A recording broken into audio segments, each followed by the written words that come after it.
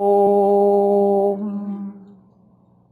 Om Shri Ganeshaya Namah. Om Aim Saraswatyai Namah. Om Shri Guruve Namah.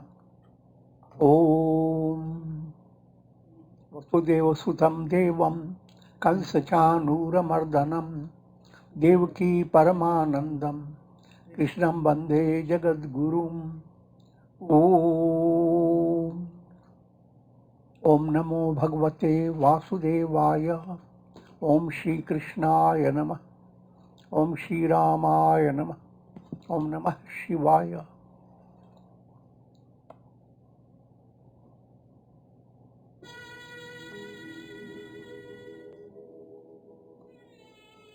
प्रभु, यदि किसी पिता को ऐसा पुत्र देना हो तो उस पर एक कृपा अवश्य करना कि पुत्र जन्म के समय ही उस पिता की मृत्यु हो जाए।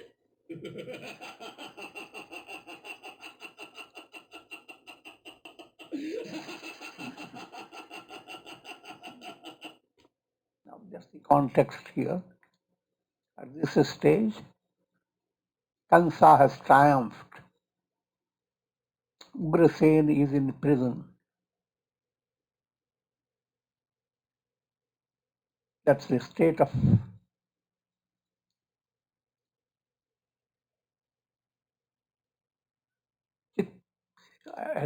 deep understanding about the role of Chitta. Chitta is Ugrasen. Chitta has come under the power of ignorance, and that's the disease of mortality that all souls in bondage have to suffer from.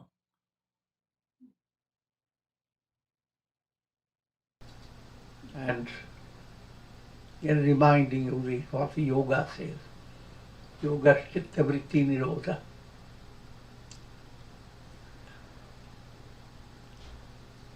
All your bondage and release, they are brought about by chitta, mind stuff, and its thought waves.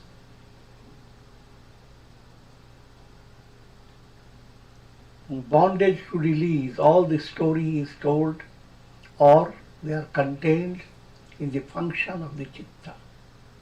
That chitta is, in this particular spiral, is Ugrasen. Chitta is now not in a healthy state, but dominated by ignorance. This insight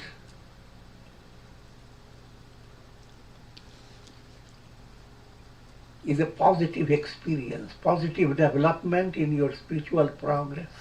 What's the cause? Firstly, what type of disease are you suffering from? And what's the cause of the disease? That knowledge itself is a powerful development when you treat a disease. Your disease is the bhava vyadhi, the disease of the world process. How do you look like? You are led by karma. And karma-based attainment is never solid attainment. It's like attainments in a dream.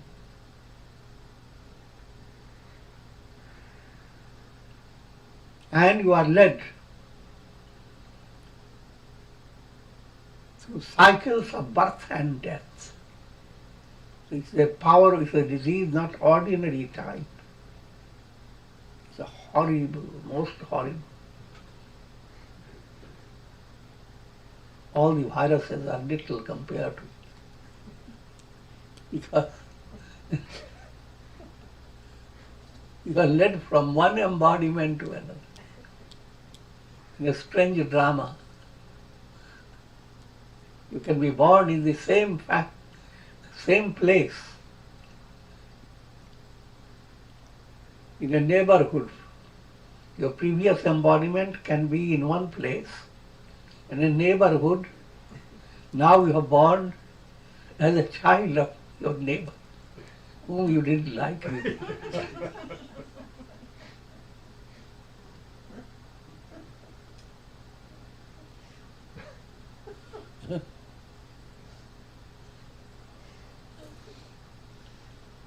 But all that goes on happening, and that's called the bhava-vyadhi.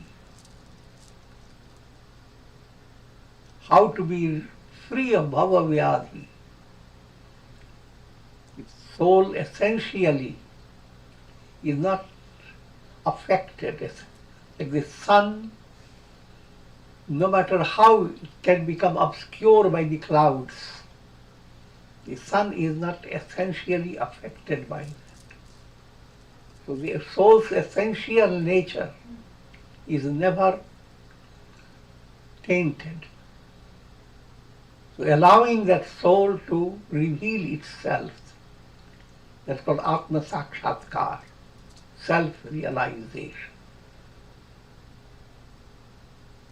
And that self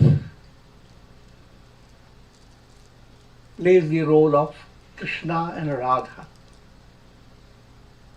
Rama and Sita, Purusha and Prakriti. And so with this we can begin our story.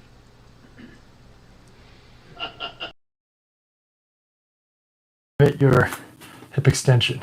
So if you're running, you're skating, and you need that full stride, it's going to limit that.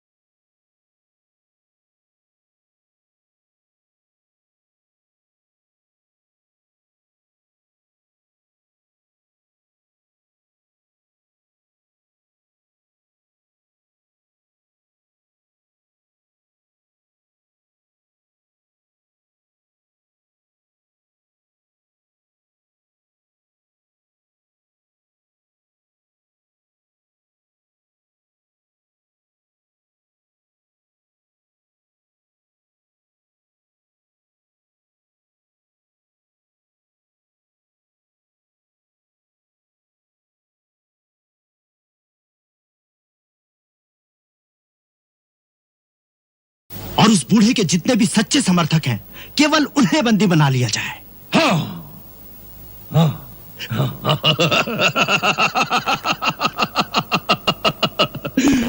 सेनानायक।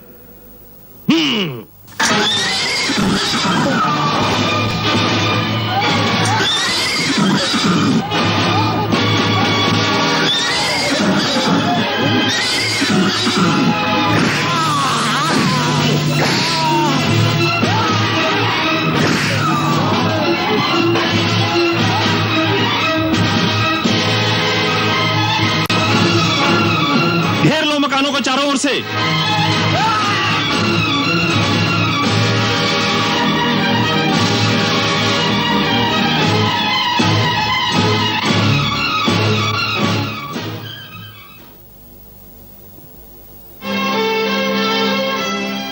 आपको बाहर जाने की आज्ञा नहीं। क्यों? ये सब क्या है? कुछ नहीं, आपकी सुरक्षा के लिए किया जा रहा है। हमारी सुरक्षा? हाँ, बाहर से कुछ विद्रोही नगर में आ घुसे हैं। विप्लव की आशंका है, इसलिए महाराज ने आज्ञा दी है कि आप जैसे प्रमुख नागरिकों की सुरक्षा के लिए हमें आपके निवास स्थान पर पहरा देना है। इसलिए निश्चिंत होकर आप अंदर बैठे, हम हर प्रकार से आपकी रक्षा करेंगे। जाइए अंदर, जाइए।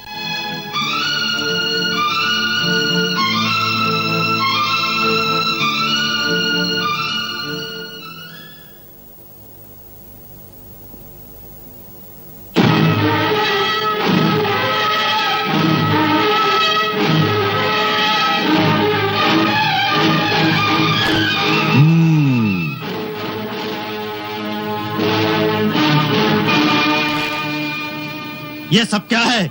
इसे बंदी बना लो। बंदी बना लो? किसकी आज्ञा से? महाराज की आज्ञा से। महाराज की आज्ञा से? किस अपराध में? तुम्हारा अपराध है देशद्रोह। देशद्रोह? तुम जानते नहीं हम कौन हैं? जानता हूं। तुम मथुरा के प्रधानमंत्री थे। थे? हाँ, परंतु तुम ये नहीं जानते कि अब मथुरा के प्रधानमंत्री हम हैं। प्रधानमंत्री? हाँ। ले जाओ इस forces of the Chitta Ugrasen. Now in storyline, his minister and all the officers, they will be thrown away by Kansa, and Kansa's people will be replacing them.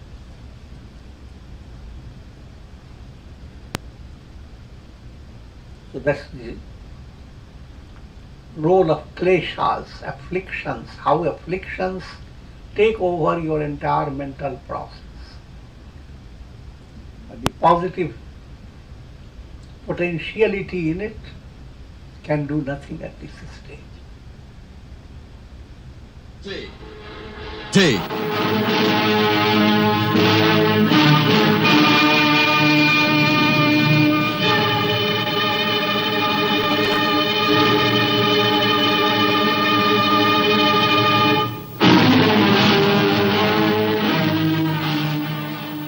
क्या बात है? महाराज ने तुम्हें बंदी बनाने की आज्ञा दी है। बंदी? हाँ, परंतु हम तो महाराज के राजपुरोहित हैं। राजपुरोहित थे, अब मगध से नए राजपुरोहित आ रहे हैं। ले चलो इसे।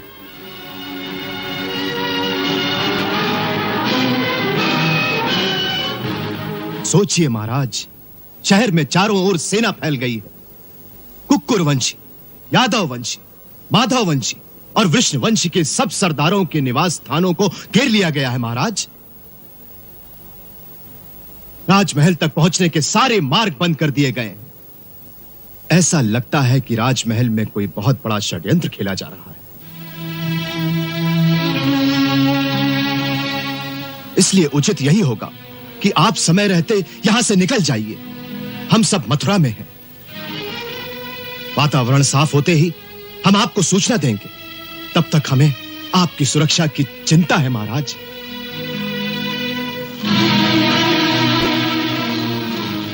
हमारी सुरक्षा की चिंता करने वाले तो सामने खड़े हैं। महाराज, सैनिकों की एक टुकड़ी हमारे महल को चारों ओर से घेर रही है। अब सोचिए महाराज। सोच लिया महाराज, आप वृष्णवंशियों के राजा हैं। हम लोग इस संकट में आपको अकेला नहीं छोड़ सकते। इस समय आपको हमारी प्रार्थना मानकर यहां से कहीं दूर चले जाना चाहिए। हम राजा हैं तो हमारे लिए और भी लज्जाजनक बात होगी कि वृष्णवंशियों का राजा चोरों की भांति भाग गया। हम राजा की तरह जिए हैं तो राजा की तरह मरेंगे भी। आप हमारी चिंता ना करें, हमारे रक्षक हमारे साथ हैं। आप महल के गुप्त द्वार से चुपचाप निकल जाएं और अपने साथियों की सुधि लें। घेर लो मकानों को चारों ओर से।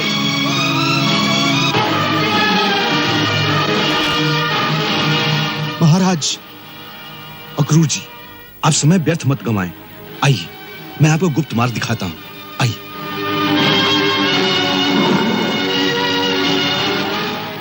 आप इस गुप्त द्वार से तुरंत निकल जाएं। हमारी चिंता ना करें, तुरंत निकल जाएं। चाहिए।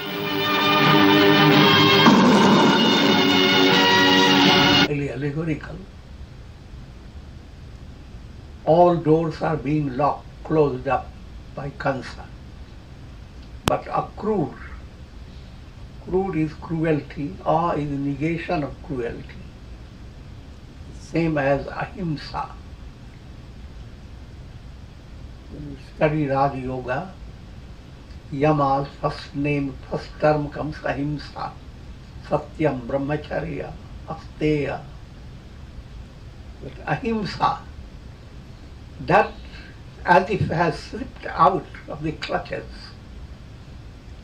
of Kansa. So, ahimsa holds the secret of your ultimate victory. It's played by the role of Akrura.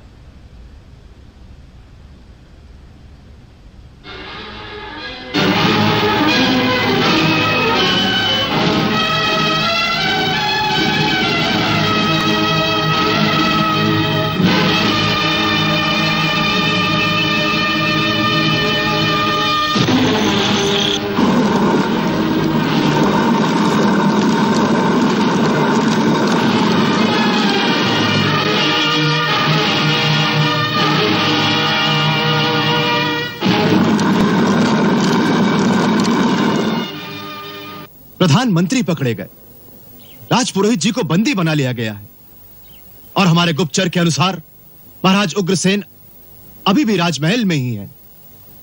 Kans ने उन्हें बंदी बनाकर किसी गुप्त स्थान पर रख दिया है। वो गुप्त स्थान कहां है इसका पता नहीं चला। तो इसीलिए कंस ने सारे नगर में नाकाबंदी कर रखी है, जिससे ना लोग आपस में मिल सके, ना ये सूचना नगर में फैले। कंस की ये चाल बड़ी सीधी पड़ गई है। एक बार अवसर हाथ से निकल जाए तो मनुष्य कितना पीछे पड़ जाता है। याद है तुम्हें जब हमने महाराज शूरसेन से कहा था कि हम सारे यदुवंशी सरदार अपने अपने इलाके से अपनी सेनाएं लाकर मथुरा में इकट्ठी कर लेते हैं, परंतु उस समय वो माने नहीं। आज हम मगध की सेना के कारण कैसे निहत्थे और विवश हो गए, और महाराज शूरसेन अपने ही महल में नजरबंद है। परंतु मगध के सैनिक हैं कितने? वो तो बस एक मुट्ठी भर है। नहीं, बहुत हैं। तुमने देखा नहीं आज नगर में चारों ओर मगध की सेना फैली हुई है। अवश्य वो कहीं आसपास के वनों में छुपे रहे होंगे और रातों रात आकर मथुरा पर छा गए हैं। उस पर उनका सेनापति स्वयं कंस है। उसकी आज्ञा के बिना वो छावनी से बाहर भी नहीं निकल सकते। यूं भी उन्हें तो अभी तक ये भी नहीं पता चला होगा कि महाराज बंदी बना लिए गए हैं। शहर में भी किसी को नहीं पता। मुझे एक सैनिक ने कहा कि वो हमारी सुरक्षा के लिए हमारे निवास स्थानों पर पहरा दे रहे हैं। मैं तभी उनकी ये चाल समझ गया कि वो खुल्लम खुल्ला भी हमें नहीं पकड़ना चाहते और हमें स्वतंत्र भी नहीं रहने देना चाहते। कंस तो ये चाल सफलता से चल गया, परंतु अब हमें कौन सी चाल चलनी है इसके बारे में सोचा जाए। अब सोचने को क्या रह गया है? नीति ये कहती है कि जब शत्रु का पल्लड़ा भारी हो तो उससे कहीं दूर चले जाना चाहिए। इसलिए मेरा तो ये परामर्श है कि ये समय कंस का विरोध करने के लिए उपयुक्त नहीं है। इससे पहले कि वो यादव सरदारों को एक एक करके बंदी बना ले, हम सबको यहां से निकलकर इधर उधर चले जाना चाहिए। नहीं, हम सबको नहीं, कुछ लोगों को। हाँ, कुछ लोगों को अवश्य यादव स्त्रियों और बच्चों को लेकर आसपास के दूसरे सुरक्षित राज्यों में चले जाना चाहिए। यदि हम सारे यदुवंशी यहां से चले गए तो कंस यादवों की सारी संपत्ति को आग लगा देगा, लूट लेगा। एक बड़े महत्व की बात और है। Another point. As ignorance dominates the mind, its role is described in the terms of conspiracy. Ignorance begins to create different type of forces that overpower your whole mental set, and those forces are not recognized by the mind what their intention is. The mind is simply overpowered by so many without any discriminative understanding. But while that goes on, positive in you, it begins to hide. Positive movement also has a conspiracy. It will hide without letting the forces of ignorance be aware of where they are going. Your sadhana creates a positive movement. And positive is ultimately your essential, your source is positive. But in the practical level, as long as bondage is there, your positive movements don't shout out, they stay hidden. Why? Until Krishna comes.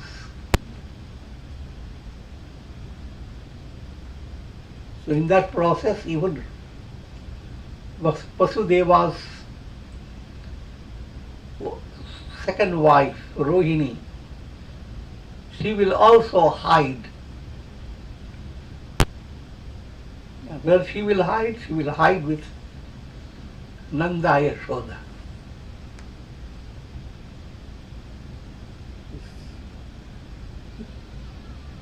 Profound mystic psychology is behind it.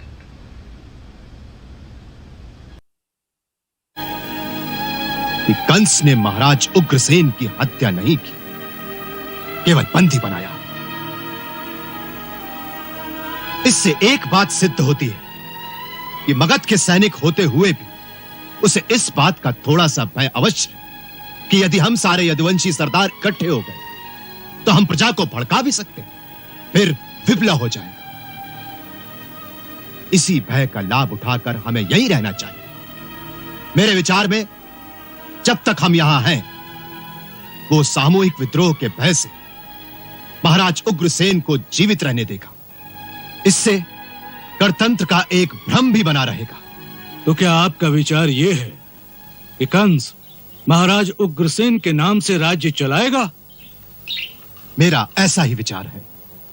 परंतु जब प्रजा और हम महाराज के दर्शनों की मांग करेंगे, तब वो क्या करेगा? यही तो देखना है। हो सकता है कि वो बीमारी का कारण बता दे। इसका अर्थ है कि हमें महाराज के नाम पर दी गई उसकी हर आज्ञा माननी होगी। अवश्य। उसकी चाल के उत्तर में हमारी यही चाल होनी चाहिए, जिससे या तो वो ये समझेगा कि हम उसकी शक्ति से डर गए या हम महामूर्ख हैं। दोनों अवस्था में वो आश्वस्त होकर शांत हो जाएगा। अन्यथा इस समय उसके पास इतनी शक्ति है कि वो सारे मथुरावासियों की एक साथ हत्या कर सकता है। हमें इस समय सर झुकाकर दबे रहना चाहिए। इस समय यही नीति है।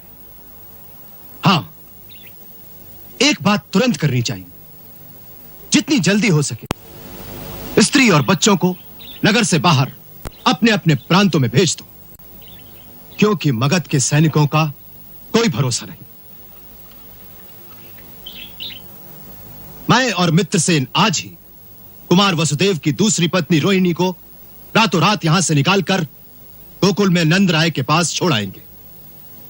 कुमार वसुदेव और नंद राय जी एक ही दादा की संतान हैं, इसलिए देवी रोहिणी वहां सुरक्षा से और सुख से भी रहेंगे। मुझे 2 ऐसे वीर चाहिए जो दूर दूर से हमारे रथ की सुरक्षा का ध्यान रखें। आप ठीक कहते हैं, इस समय यही नीति होनी चाहिए।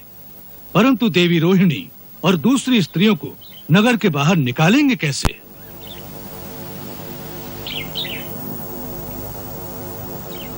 यमुना जी का घाट, नदी से पानी लाने से तो कोई रोक नहीं सकता। परंतु मैं इस समय अपने पति को यहाँ कारागार में छोड़कर मथुरा से कैसे निकल सकती हूँ? जाइए, अक्रूर जी से कह दीजिए मुझे यहीं पड़ा रहने दे। इस समय अपने पति के साथ तो नहीं, लेकिन इसी नगर में उनके निकट तो हूँ। देवी रोहिणी, आपके भाव बड़े उच्च और सराहनीय हैं, परंतु ये मत भूलिए कि आप इस समय हम वृषणवंशुओं की रानी हैं। महाराज नजरबंद है, देवी देव की वसुदेव जी के साथ कारागार में है। इस संकट के समय आज आप ही आशा का ऐसा दीपक हैं जिसकी ओर देखकर समस्त यादवों की हिम्मत बंधी रहेगी। यादव जाति का मार्गदर्शन करने के लिए आपकी परम आवश्यकता है। संभव है ऐसा समय भी आ सकता है कि आपको यादव सेना का नेतृत्व करना पड़े। इसलिए इससे पहले कि कंस आपको भी बंदी बना ले, आपको यहां से निकल जाना चाहिए।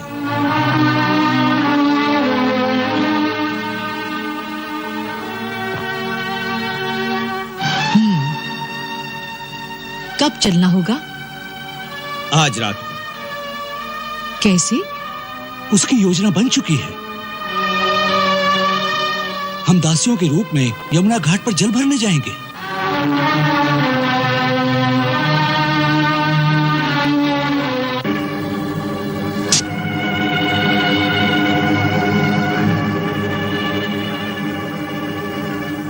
चलिए।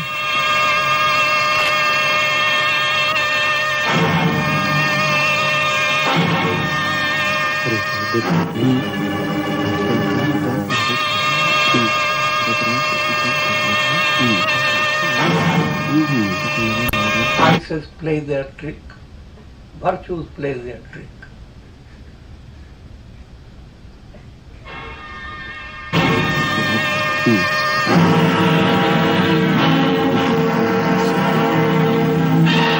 तो आगे जाके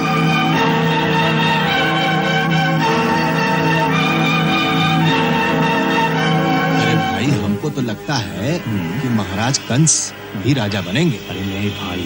अरे आप क्या, अरे वो देखो कौन आ रहा है। ठहरो ठहरो, कहाँ जा रहे हो? इतनी रात गए कहाँ जा रहे हो? जल भरने। जल भरने? हाँ, जल भरने। जल नहीं भरेंगे तो भोजन कैसे पकेगा? जाओ जाओ। चल रही।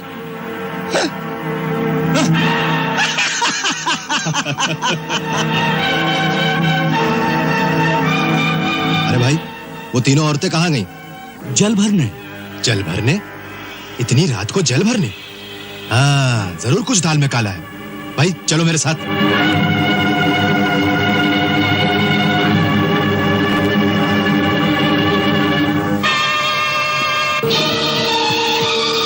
वहां जाके देखते।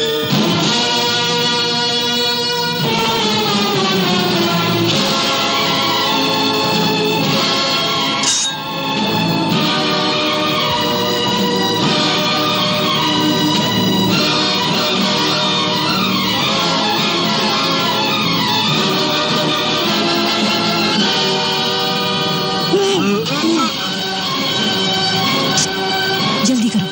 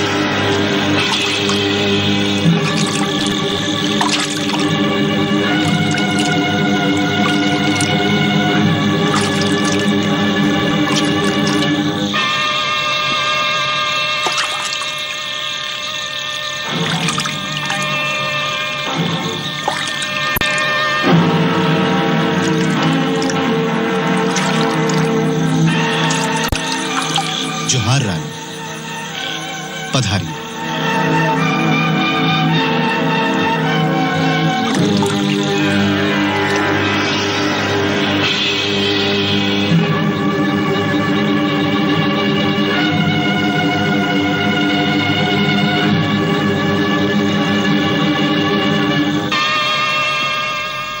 आप लोग नाव लेकर नदी में साथ साथ गोकुल तक आओ।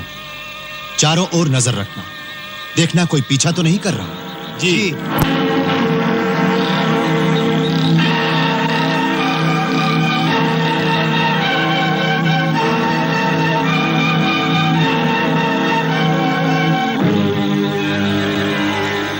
रानी जी आज्ञा हो तो चलो।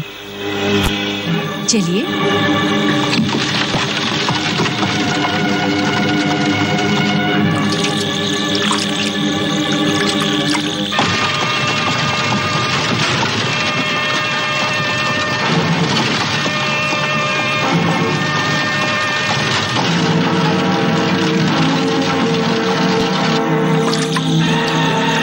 They go to Nanda, Yashoda, Gokul, Go cows. Gokul is that atmosphere where Vedic wisdom is milked. So that deeper level in your personality, moving towards the heart, there lies Gokul. And there is Nanda, Ananda, bliss.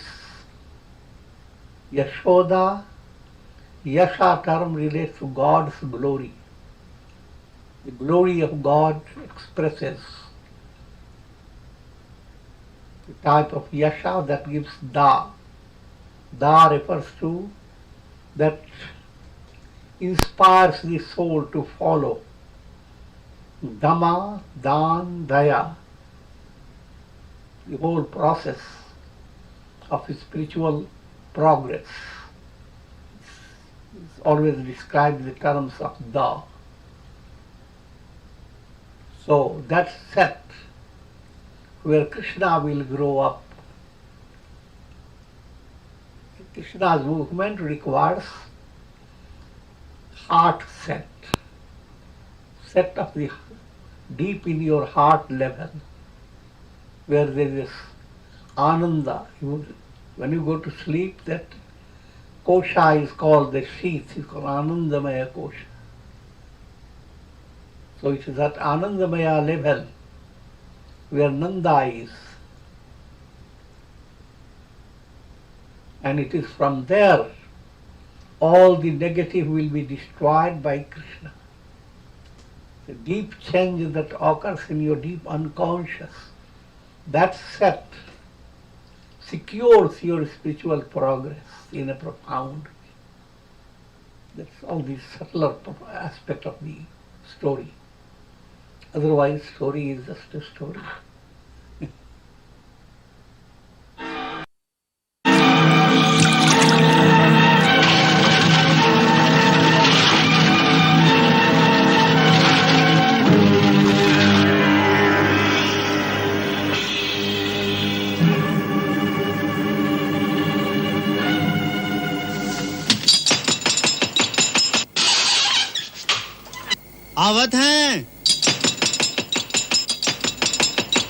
आवत हैं भाई।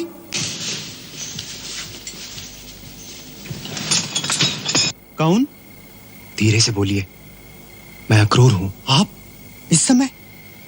क्या बात है? देवी रोहिणी हमारे साथ है, पहले उन्हें अंदर ले चले। दीदी आई हैं? कहाँ हैं? वो खड़ी हैं, आइए। पालागन भाभी। दीदी, आपका स्वागत है।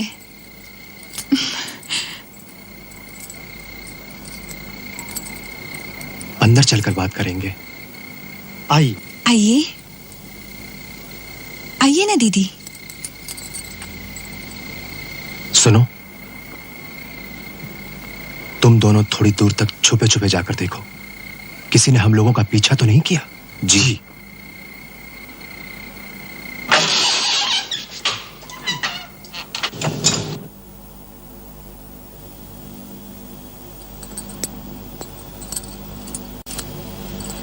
आइए दीदी, अंदर आइए। चलिए ना दीदी, आइए।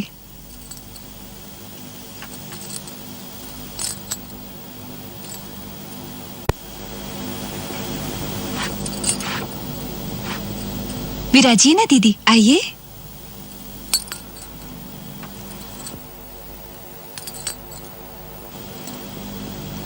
पधारिए अक्रूर जी।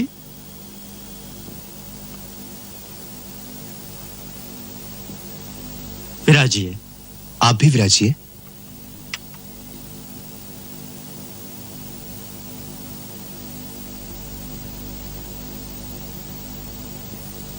क्या बात है अक्रूर जी, सब कुशल तो है? कुशल कहां नंदराय जी, कंस ने महाराज उग्रसेन को बंदी बना लिया है। सारे मथुरा नगर पर इस समय मगध के सैनिकों का अधिकार है। राजकुमार वसुदेव और देवकी भाभी तो कारागार में हैं।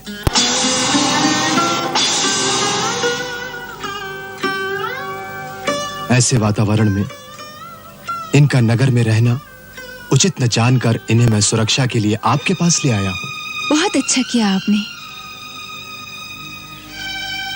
ये इनका ही तो घर है। आप यहाँ पूर्णतः सुरक्षित हैं भाभी, आप आश्वस्त हो जाएं। दीदी, यहाँ आपको कोई कष्ट नहीं होगा। यहाँ हर प्रकार की सुख सुविधा उपलब्ध होगी। दीदी, आप रत्ती भर चिंता न करें। मैं तुम्हारे स्नेह को अच्छी तरह पहचानती हूँ यशोदा, इसकी मुझे कोई चिंता नहीं। केवल मन दुखी है।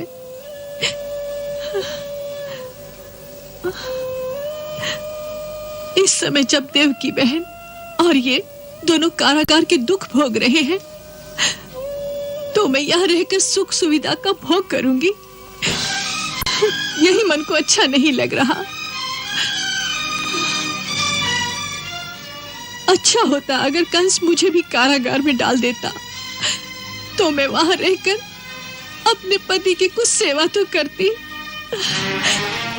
इस समय यही मेरा सबसे बड़ा धर्म था। मैं आपकी भावना का सम्मान करता हूं भाभी, परंतु आपको यह नहीं भूलना चाहिए कि आप शूर वंश के राजकुल की बहू हैं और सारे राजकुल में इस समय केवल आप स्वतंत्र हैं, जो आवश्यकता पड़ने पर सारे यदुवंशी सरदारों की शक्ति अपने झंडे तले एकत्रित कर सकती है। इस अवसर पर अपने निजी धर्म के स्थान पर आपको अपने राजनैतिक धर्म का पालन करना चाहिए। आपका स्वतंत्र और सुरक्षित रहना हम सबके लिए आवश्यक है भाभी। मुझे आपको यह सब बताने की आवश्यकता नहीं। आपके पिता तो स्वयं महान पुरवंश के राजा हैं। आप तो राजधर्म को जानती हैं कि संकट के समय राजकुल के प्रत्येक सदस्य को अपनी निजी भावना से ऊपर उठकर वही करना चाहिए जो राज्य के हित में हो और राजकुल का भविष्य सुरक्षित रह सके। यही राजधर्म है। हाँ भाभी, अक्रूर जी बिल्कुल ठीक कहते हैं। इस समय आपका केवल एक ही धर्म है, अपने आप की रक्षा करना। नंदराय जी, भाभी की सुरक्षा का भार इस समय आप पर है। यदि कंस को पता चल गया तो आप बिल्कुल निश्चिंत रहें अक्रूर जी। भाभी पर किसी भी प्रकार की विपत्ति आने से पहले गोकुल के सारे ग्वाले अपने प्राण न्योछावर कर देंगे।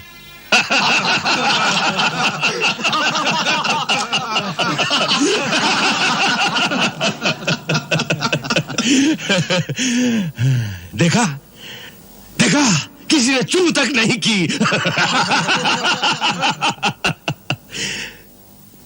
कुछ चूहों की भांति दुम दबाकर अपने अपने बिल में छुप गए और कुछ डर के मारे अपने स्त्री बच्चों को लेकर रातों रात भाग गए। इतनी बड़ी सफलता पर तुम्हें हार्दिक बधाई है मित्र। महाराज जरासंध को इसकी सूचना भिजवाई कि नहीं? हाँ, मैंने उसी रात एक घुड़सवार को यह समाचार देकर भेज दिया था कि सारी योजना सफल हो गई है। वो भी ये समाचार पाकर गदगद हो जाएंगे।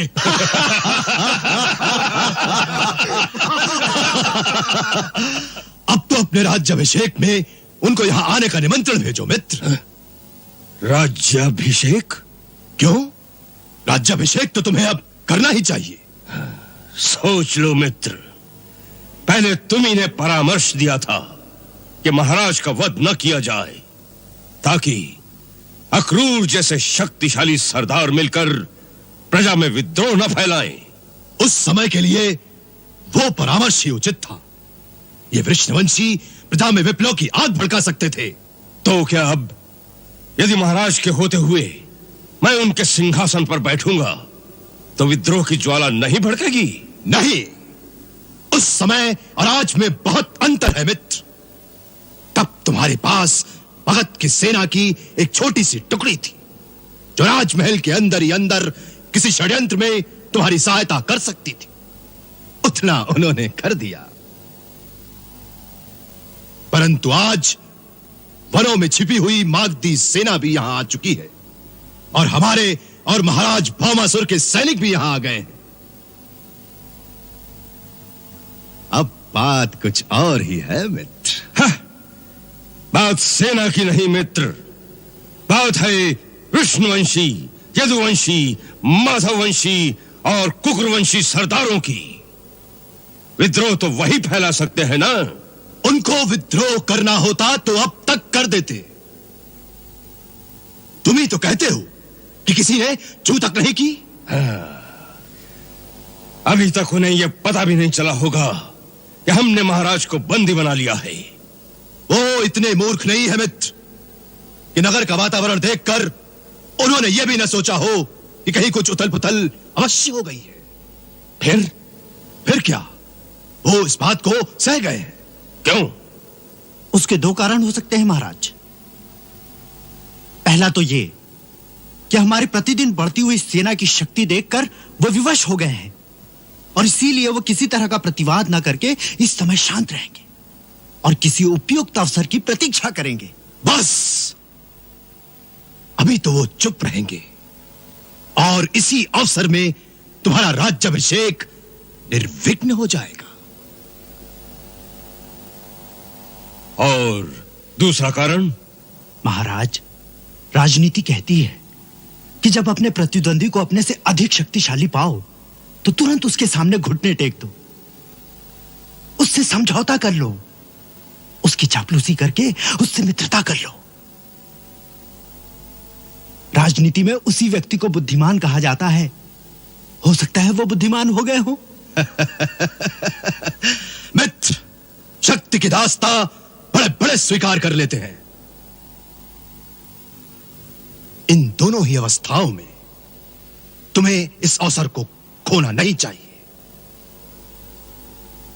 राज्याभिषेक के समय उन्हें यह स्पष्ट करना ही पड़ेगा कि वो तुम्हें अपना राजा मानते हैं कि नहीं।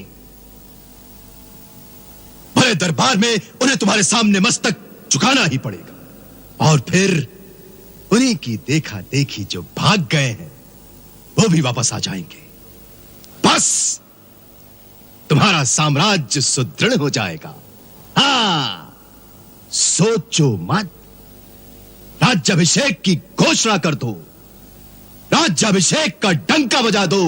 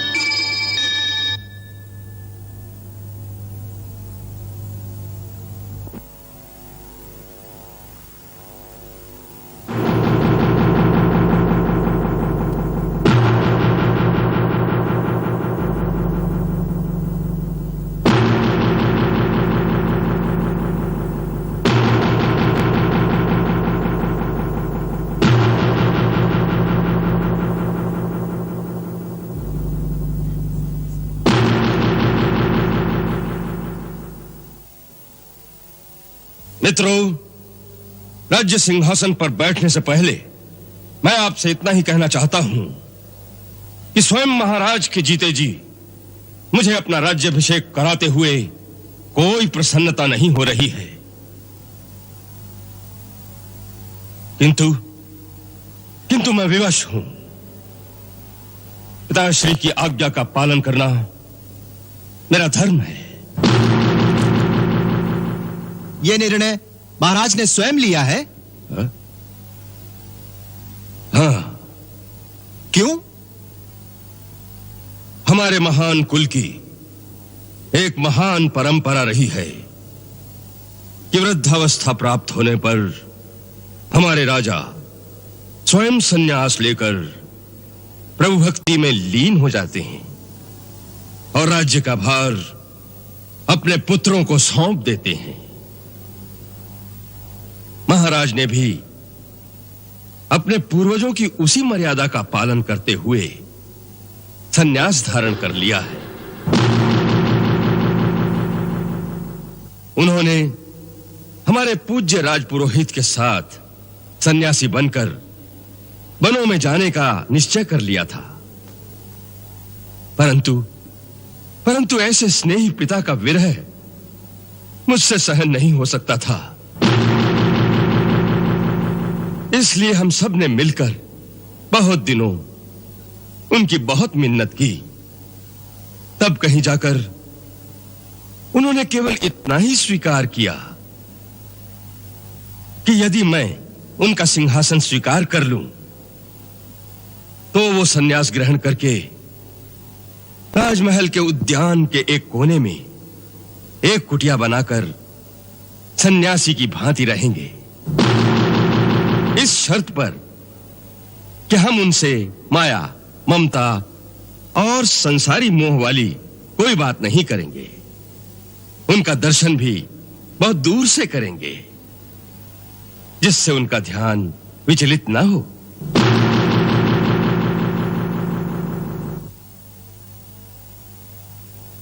क्या हम भी उनके दर्शन कर सकेंगे?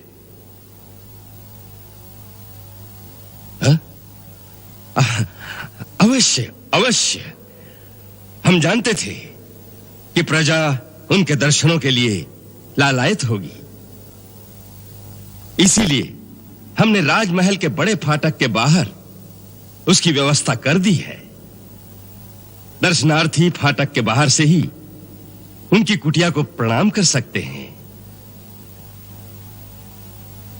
यदि उनकी इच्छा होगी तो कुटिया के अंदर से ही वो सबको आशीर्वाद भी देंगे।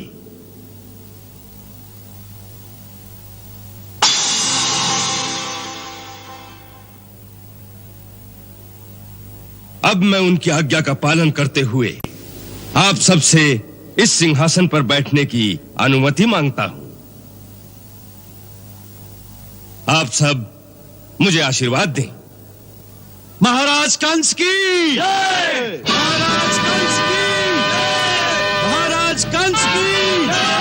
महाराज कंस की जय! महाराज कंस की जय! महाराज Kans has become the ruler. That's the simple symptom of bondage. But the word Kans is important to understand. Kamsa. Who is he? That's the Sanskrit. Who is he has become condensed into the word Kamsa. Who is he? He is a questionable power. Who dominates you? Who am I? So if who is he, if it is properly brought into the mind, what is ignorance? The mind simply stays submissive to ignorance and allows ignorance to torture it. But instead, mind has to develop a subtle reflective ability. Who is he? What is that ignorance? And when that operates, you become interested in turning your life into practice of integral yoga. Your action, your emotion, your will, your reason, all begin to go into a chord, and chord goes to create a melody. How rhythmic they can be. The more rhythmic, greater is your ability to follow the question, who am I? Or who is he? What is ignorance? Is interacted by who am I? The real I am is discovered. Ignorance doesn't exist. If the sun is discovered, darkness has no reality. So, all that's implied by the very word Kamsa.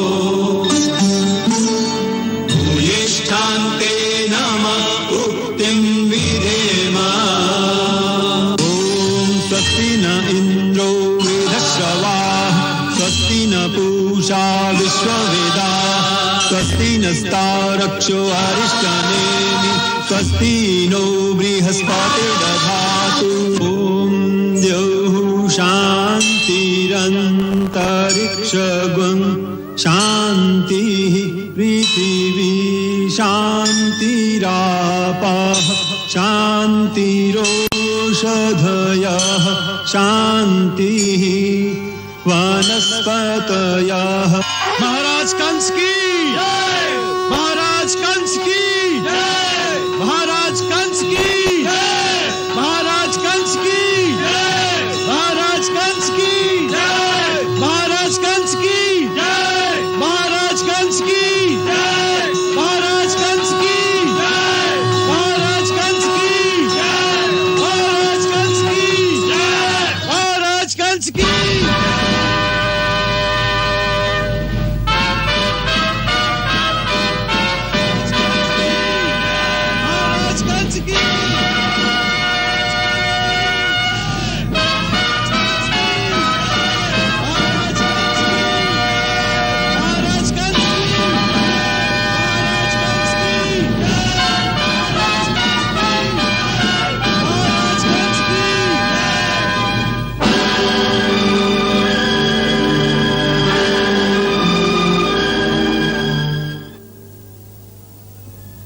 अब मथुरा मंडल के सारे वंशों के अधिनायक एक एक करके अपने महाराज की सेवा में राज्य भक्ति के प्रमाण स्वरूप अपनी अपनी भेंट दे सकते हैं।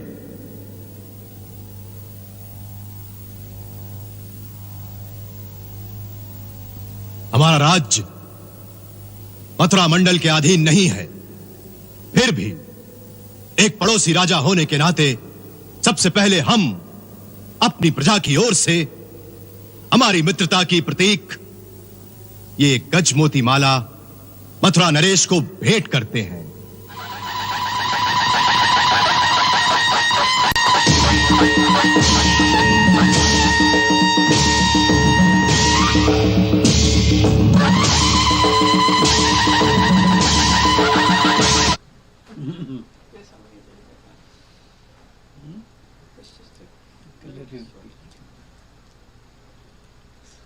We conclude for now. Om Trayambakam Yajamahe Sugandhim Pushtivardanam Urvarukma Bandhanan Mrityor Mukshyamamritat. Om. I'm concluding with the prayer that may Karunamaya Rasa of God shower over all of you. Om Trayambakam Yajamahe Sugandhim Pushtivardanam Urvarukma Bandhanan Mrityor Mukshyamamritat. Sarve Bhavantu Sukhina Sarve Santu Niramaya Sarve Bhadrani Pashyantu Ma Kaschid Dukh Bhag Bhavet. Om Shanti Shanti Shanti.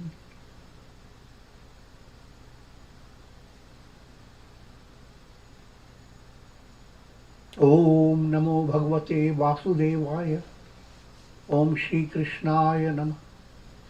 Om Namah Shivaya. Om Shri Ramaya Namah. Om Hari Om Tat Sat. Yeah.